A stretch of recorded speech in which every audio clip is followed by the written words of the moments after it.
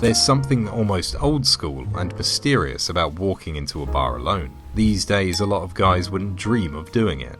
They'd rather wait until their friends are free or skip it altogether because they feel awkward and out of place showing up solo. But going to a bar alone is actually one of the most underrated things you can do for yourself as a man. In this video, I'll let you in on how to go to a bar alone. Actually enjoy the solo visit and make the most of it so you don't end up glued to your phone the whole time. First off, you stand to gain a lot by going to a bar alone. For starters, it makes you more approachable because you're not in a group or distracted by conversations with friends.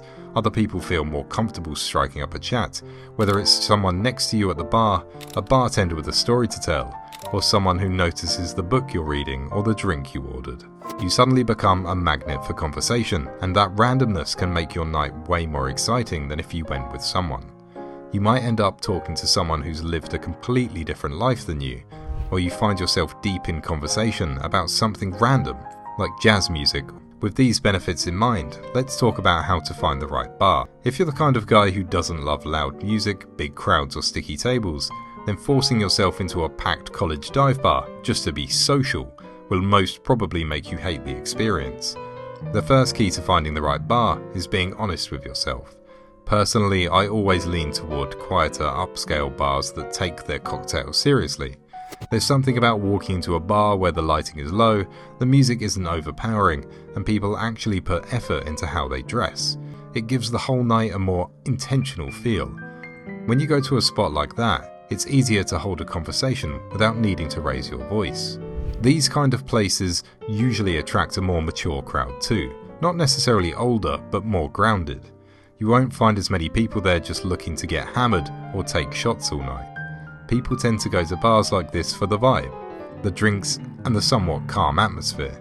That creates the perfect setting for conversations and even making solid new connections. If you're new in town and just simply trying to build your confidence socially, this type of bar also helps you skip a lot of the chaos.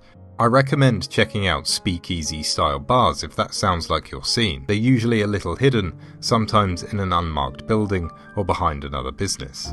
If you enjoy a more relaxed, classy vibe, smoking bars can be a great option too, especially cigar lounges or whiskey bars where smoking is still part of the culture. These places usually have comfortable seating, dim lights, and an old school kind of charm. You can sit with a drink, have a cigar if that's your thing, and enjoy the calm energy. If you've considered these but you're still not sure which bar to go to, then I suggest searching reviews or scanning bar photos on Google or Instagram. Pay attention to how people describe the place. If the words chill, craft cocktails, cozy, or conversation friendly come up often, it might be the right spot. If you see a lot of people in tank tops doing body shots, that's a whole different scene. One thing most people don't consider is when to go on a solo bar visit. I highly suggest choosing a weeknight or sometime earlier in the evening during the week. Fridays and Saturdays can turn even the most elegant bar into something way busier, but on a Monday or Tuesday night, you're more likely to meet a relaxed crowd. You certainly won't feel rushed to leave or squeezed between people at the bar. You can settle in, enjoy the ambiance, and see what kind of connections happen naturally. Besides choosing the right time, you also need to choose the right outfit. Since you're going to a bar alone, you can throw on something that fits well, feels good, and looks great, like a crisp shirt, dark jeans or chinos. Avoid anything too loud or sloppy, and aim for casual and classy. Now that you've chosen the right bar to go to, the day and your outfit, the next thing to decide is where to sit. One of the biggest mistakes you can make is heading straight for a corner seat. It might feel safer or more private, but it shuts you off from the rest of the room and makes it harder for anyone to strike up a conversation with you. The sweet spot is usually somewhere near the center of the bar, where you're in the heart of the action and can easily catch the bartender's attention or chat with folks on either side. It gives you a full view of what's going on and makes it easier to notice someone who might be open to conversation. Another subtle but smart move is to leave a one-seat gap between you and the next person, especially if the bar isn't packed. That little bit of space can make you seem approachable without being intrusive, and it gives someone the option to bridge the gap if they're feeling social. Next, here's how to start a conversation. Starting conversations at a bar when you're by yourself might feel a little awkward at first, but it really just comes down to being open and present. One of the easiest ways to seem approachable is to simply stay off your phone. When you're glued to a screen, people assume you're busy or don't want to be bothered. But when you're just sitting with a drink, looking around and engaging with your surroundings, it gives the impression that you're open to chatting. Bartenders are great people to talk to because they usually have good energy and know the vibe of the place better than anyone else. A simple "what's good here?" or "what do you usually recommend?" is a smooth way to start a conversation without forcing it. Plus, it gives them a chance to share a little about the bar, which can naturally lead to more small talk.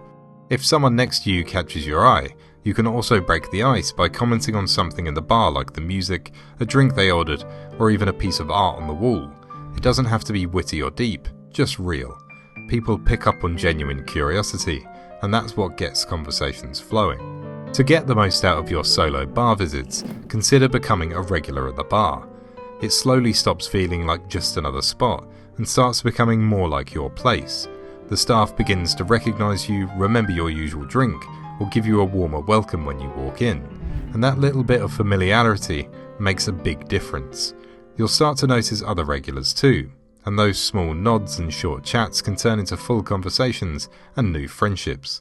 So if you're thinking about trying this, I say go for it. Go out alone, be open, and see what happens. And if you do, I would love to know your experience in the comments.